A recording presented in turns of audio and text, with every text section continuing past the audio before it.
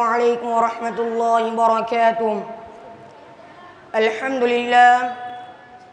لله وكفى وسلام على عباد الذين اصطفى أما بعد فأعوذ بالله من الشیطان الرجیم بسم اللہ الرحمن الرحیم.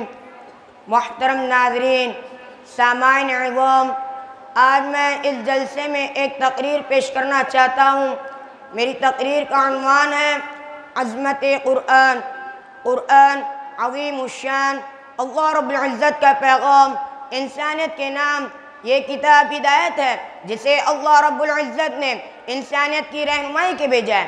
یہ دستور حیات ہے، منصوب حیات ہے، ضابطہ حیات ہے، بلکہ پوری انسانیت کے لیے آپ حیات ہے.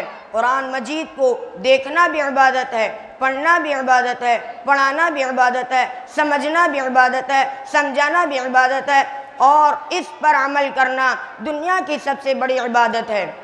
جب کسی چیز کو کسی بڑے کے ساتھ نسبت ہو تو اس چیز کی عزت بڑھ جاتی ہے.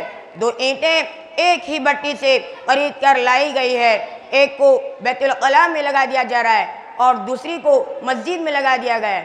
جو اینٹ بیت الخلاء میں لگی اس پر انسان ننگے پاؤں بھی رکھنا پسند نہیں کرتا، اور جو اینٹ مسجد میں لگی اس پر انسان سجدہ کر کے اپنا ماتھا ٹیکتا پھرتا ہے.